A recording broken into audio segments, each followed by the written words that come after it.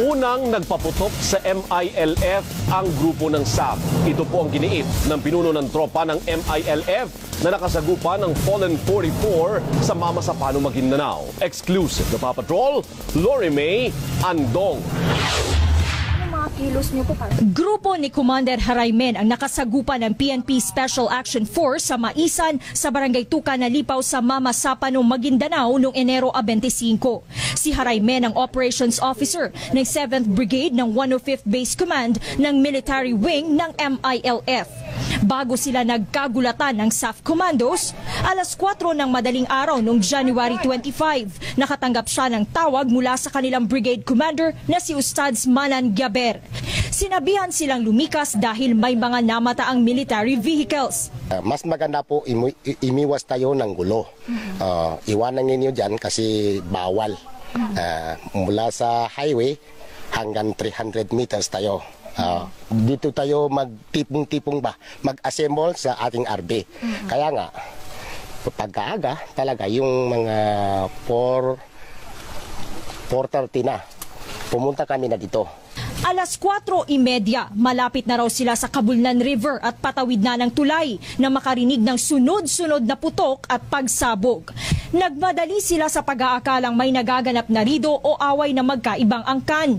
Pero nang tumatawid na sa footbridge, nagulat na sila nang may umalingaw-ngaw na putok mula sa Maisan at tinamaan na ang dalawang MILF combatant. Umatras umano sila pabalik sa kanilang pinanggalingan at pumosisyon. Ang Maisang sinasabi ni Commander Haraymen ay ang lugar kung saan natagpuan ang karamihan sa mga bangkay ng Fallen 44. Mga sandali na yun, hindi namin alam kung sino ang bumanat.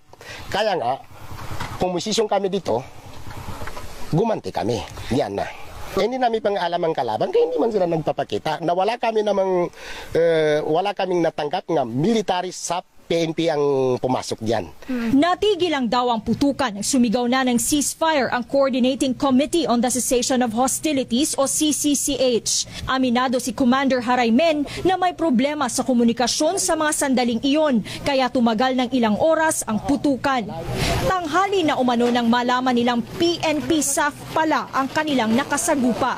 Pero kung sakaling nandyan sila, nakita nyo din sila pero hindi kayo pinaputukan at sinabi nilang may operation kami, mga pulis kami. Ano ang gagawin nyo bilang commander po?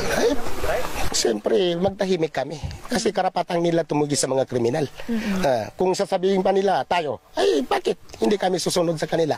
Hanapin ang sinong hinahanap nila, mga kriminal. Aminado si Commander Haraymen na may mga nakuha silang armas mula sa SAF. Pero nasa Central Committee na raw ang desisyon dahil handa silang ibalik ito kung iutos ng mga opisyal nila. Sabi pa ni Haraymen, sila man ay nasaktan at nalagasan sa madugong bakbakan. Medyo nasasaktan kami talaga sa nangyayari. Naabala ang usapang pangkapayapaan. Naabala ang usapang pangkapayapaan na matagal namin niyang pinagpaguran. Matagal na yung maraming buhay na nawawala sa amin. Tapos mahintulang usapan sa ganito lang. Pumasok ang taga Manila dito na hindi namin alam. Giit pa ni Commander Haraymen, kahit silang MILF combatants, ayaw na rin sa gyera. Ayaw ng taga Manila, mas ayaw namin kasi dito nagabakbakan sa aming baryo. Wala kaming sweldo pang gobyerno. Magsasaka lang kami kung palaging bakbakan. Sino ang magsasaka dito? Hindi kami makapaka-farm. Tiniyak din ni Commander Haraymen na handa silang makipagtulungan sa pamahalaan sa pagtugis kay Basit Usman. Pero aminado siyang mahirap hanapin si Usman dahil hindi umano ito nagtitiwala kahit sa kapwa Magindanawan.